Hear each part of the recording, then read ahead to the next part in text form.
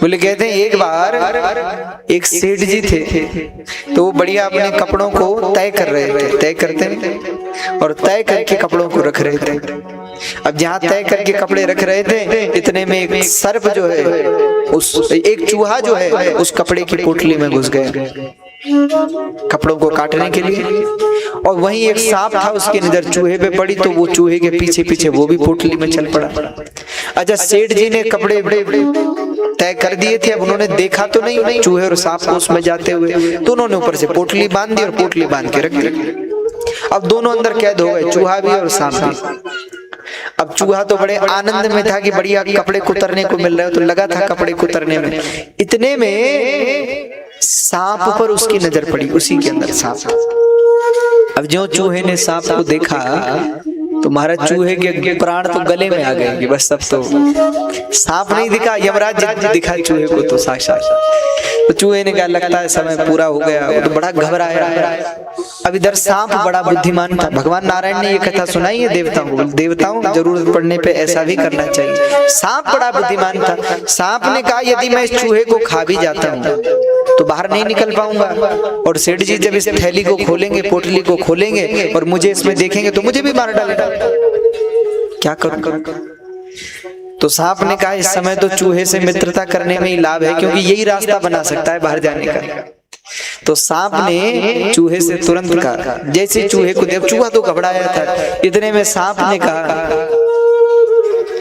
अरे बोले मामा जी प्रणाम। चूहे ने सुना, चूहे ने कहा कि किसको कह रहा है, दूसरा सांप तो नहीं है इसमें, देखा उसने। अरे बोले नहीं नहीं मामा जी आप क्यों घबरा रहे हैं, हम तो आपको ही बोल रहे हैं, आपको प्रणाम कर रहे हैं। चूहे ने कहा भाई हम तुम्हारे कब के मामा हैं। सांप ने कहा रे कुछ दिन पहले सांप और चूहों की एक बैठक हुई, आप नहीं आए थे उसमें? चूहे ने कहा कौन सी बैठक? अरे बोले एक बैठक हुई थी, सब सांपों ने तय किया है कि आज के बाद हम चूहों को नहीं खाएंगे। क्यों नहीं खाओगे?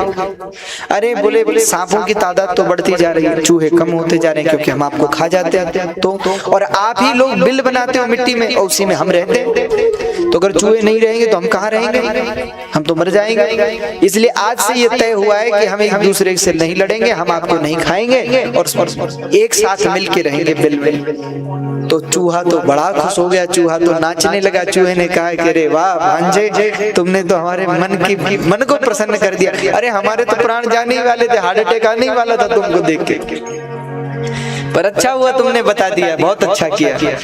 अरे तो सांप ने कहा अरे मामा जी तो फिर करें क्या, मरना तो भाई क्यों? अरे बोले सेठ जी पोटली खोलेंगे, दोनों को देखेंगे, मार डालेंगे। अरे चूहे ने कहा कि आप कैसी बात करते हो, जब आपके मामा जी साथ में है तो चिंता की क्या बात है, हम है ना, अभी रास्ता बना देते हैं आपके लिए। तो चूहे ने तुरंत उस पोटली को कुतरना प्रारंभ किया और एक सुंदर सा रास्ता बाहर के लिए बना दिया। सांप से कहा रास्ता बन गया है, अच्छा तो एक बार आप पहले जाके देखो, सांप से कहा। तो सांप उससे तुरंत छिद्र से बाहर निकला, और जैसे ही बाहर निकला अब चूहे को कहा बोले मामा जी आप भी आ जाओ। तो जो चूहा बाहर को आया तो सांप ने तुरंत चूहे को पकड़ लिया। तो जो चूहे को पकड़ा तो उसने कहा कि भैया क्या बात है, हमको क्यों पकड़ा है तुमने? अरे तुमने तो कहा था कि हम तुम्हारे मामा जी हैं, बैठक हुई थी। अरे बोले मामा जी पोटली के अंदर थे, बाहर काहे के मामा जी? और सांप चूहे को खा गया।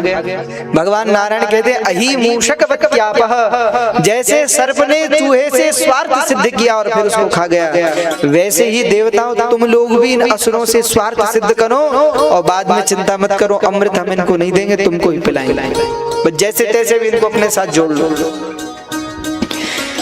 तो